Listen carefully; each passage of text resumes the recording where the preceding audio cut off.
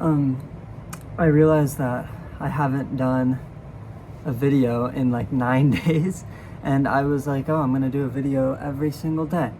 And obviously that didn't end up happening. And I'm gonna try to get back into it now because I think it is important for me to do. What time is it? Yeah, I have like an hour, so I'll come up with something interesting to talk about. Well, I actually know what I want to talk about already, and that's sort of like, I think in my last video actually I said I don't want to talk about politics, and I changed my mind because I think it is a very interesting time politically, and I'm not like I don't know, I'm not like trying to be like apolitical. I think my last video might have given the wrong impression, but I think that like people are sick of having politics involved in everything, right? Which I guess like to an extent that's fair, but something that I see a lot is like, oh, it's a privilege not to have to worry about politics, which definitely is true, but people don't like when you tell them that they're privileged. Like, I mean, think about like great replacement theory, you know? Like everyone wants to be oppressed in some way, which isn't to say like, oh, minorities are faking it. That's not what I'm saying. I just think that like it's hard for people to recognize their own privilege, and I think that's something that I won't say struggled with, but something that I've dealt with, because even while I may be like oppressed in certain ways, like we all have our privileges and we all have like our victimhoods, if that's the right, that's not the right word, but I think you can tell what I'm trying to say. And I think, yeah, so I think right now in terms of political discourse, it's getting very saturated because, I mean, it's in a very important time in politics. Yeah, I actually don't want to talk about this. Well, I already started, so I'm just gonna keep going, and since I don't edit any of these videos, I'm not gonna cut that out, or that out where I just tried to fix the camera. Yeah, so I think politics is getting kind of oversaturated right now, which isn't like necessarily a bad thing. And I guess I do engage with like political content, but I think the saturation of politics and like kind of I'm in a lot of leftist spaces, right? And I agree with a lot of like tenets of, I guess I'll say socialism, just to keep it a little lighter. Like I think that like people should have a standard baseline of living that is not being homeless or not like starving. And I think that's something that a lot of people can agree on. But I think where the issue stems is from almost like annoyingness, right? I see like a lot of creators online that are like they're very antagonistic about their views, and the way that like I've always viewed like all of Marx's, like all that whole political family, is that you're trying to like win people over, right? Because on paper it seems like a very like odd idea, right? Like no, or I don't want to say no one, but a lot of people don't want to have a system where they feel like they're limited, which is how a lot of people view communism and like socialism. And that's partially a big, like that's actually 100% a result of like Red Scare era politics, right? But I think I think the way that we win these people over isn't by like annoying them, it's more by trying to just explain to them viewpoints. Like I saw a reel today that was like some Republican, I forget what it was exactly, but it was something about how socialists hate the government. So why do they want the government to like control more stuff, like control the market and whatever? And it's like, that's, first of all, that's definitely like a straw man, right? But I think beyond that, it's also sort of like that might be the fault of like socialist messaging. You know what I mean? Like I think I think a lot of people aren't very clear on what socialism is, and I think a lot of like leftist political content should be more geared toward education than like debates, if that makes sense.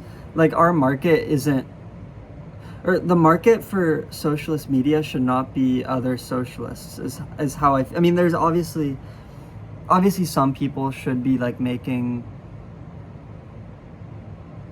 content for other socialists, but then at the same time, like it's like a level 5 population, you know, like your demographic just ages and then dies. Like you need to be recruiting more people, and that's how I think the, not culture war, but like, you know what I mean. Like that's how you convince people. You have to meet them where they're at and then bring them further. But this isn't like, I'm not saying like ACP stuff. Like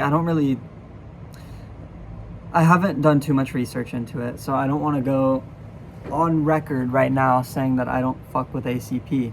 However, I really don't like a lot of the things that I hear about them. Like I heard that Jackson Hinkle, that's his name, right?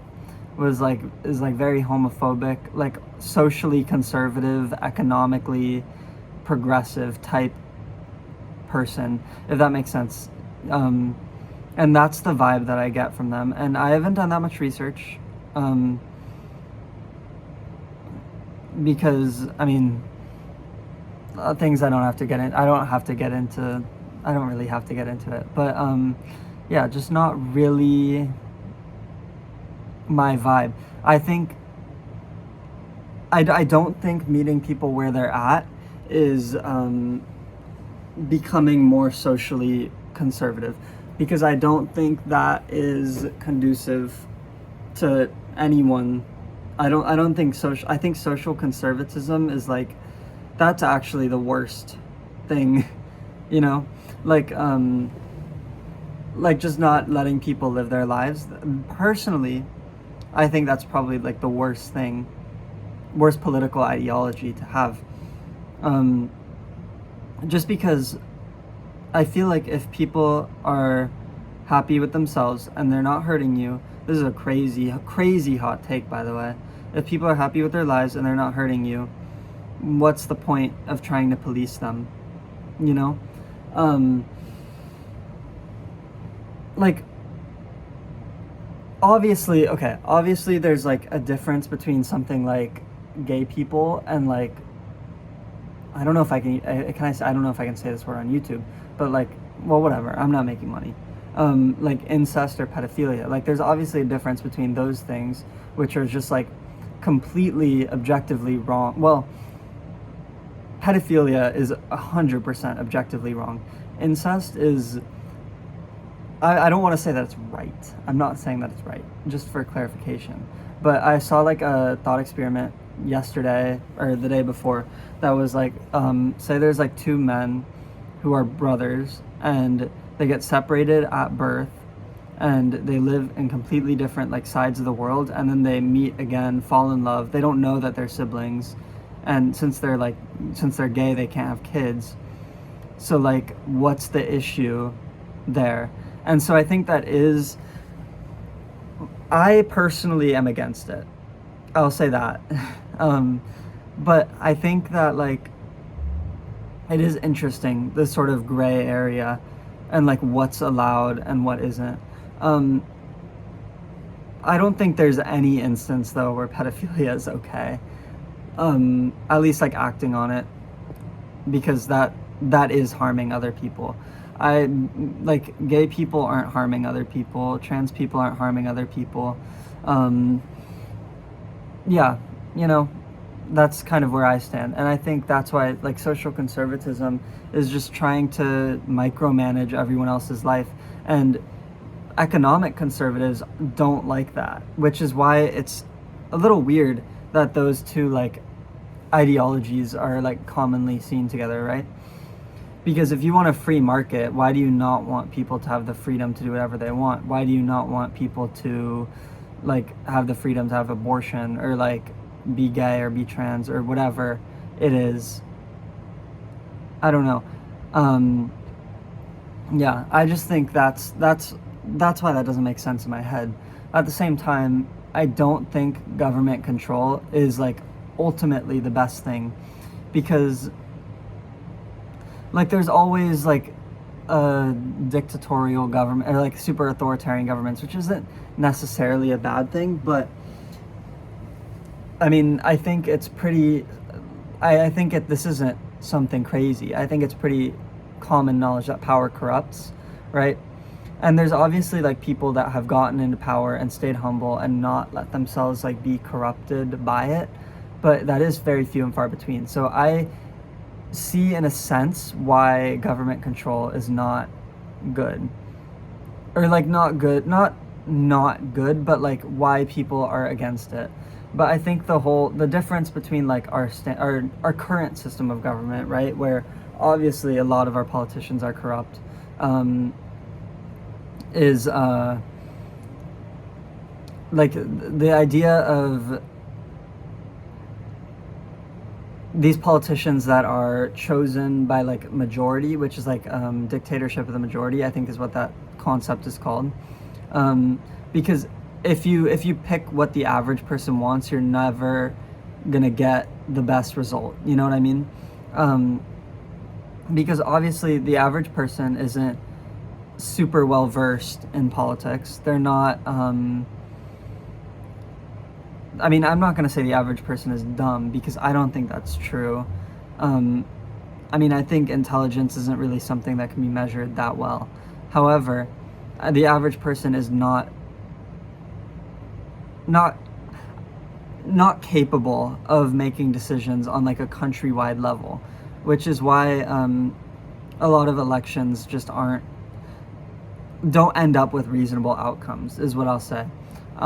Because the way that I've understood places like Cuba or like Venezuela, or other like examples of socialist countries, is that it's like a dictatorship of the proletariat, which basically means like the workers are in control, and the workers are the ones that are trying to make life better for other workers. And so you're not going to have like this corruption if you have people that aren't in a position of like extreme power. You know, like it's checks and balances in a sense, but checks and balances in a way that isn't completely a failure, like the modern US checks and balances.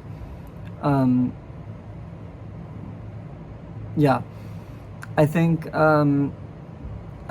right now, like the next few years in the US, next three to 7 years in the US are going to be like some of the most important years in the history of the country. And maybe that's, I mean, I'm relatively young, you know, I haven't lived through a lot of like the very significant events of the country. However, I think what we're going through right now is really like a make or break moment. And the way that like we organize and we respond to everything that's going on is what's really going to determine how like we move forward as a country, and if we move forward as a country. Not to be like a doomer, I think I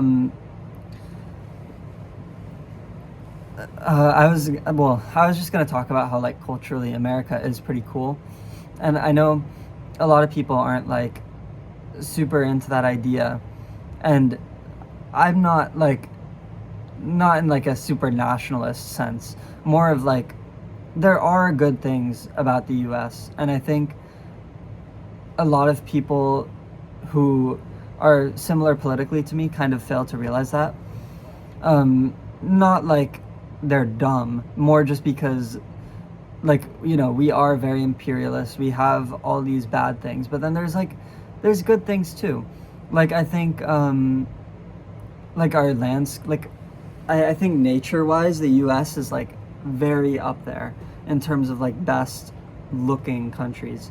Like, obviously you have places like Italy, you know, like all these places with like this beautiful scenery, but then you have that here too. So like, I think also culturally, like, American cinema, I'm not going to say it's the best, but I think it has the most relevance, like, culturally. And so it's, in my opinion, the most interesting as a whole. Obviously, there's great movies coming out everywhere, like Japan, India, Italy, Spain, Germany, Iran. Iran, oh, that's a good movie scene. Um, yeah, I kind of lost the plot, but yeah, I think we should all be a little nicer to each other. I'm not saying talk to like fascists or white supremacists. That's not what I'm saying. I'm saying instead of being like openly antagonistic towards people, I think it's better for everyone if we just try to make each other understand things. And I'm not I'm not saying that there can't be like a socialist revolution or a communist revolution, you know?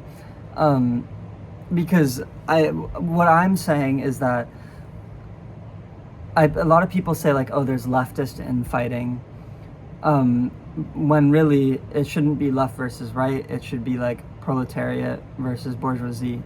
Not to be woke, but um, the way that we determine infighting should more be like, why is there infighting among the proletariat, and trying to get the proletariat on the same page, right? Because you don't want political division. You want liberation, right? Think about that. Yeah, I don't know. I'm not even like, I don't even know poli-sci like that. I just read like the Communist Manifesto and like read it. But yeah. See you guys later.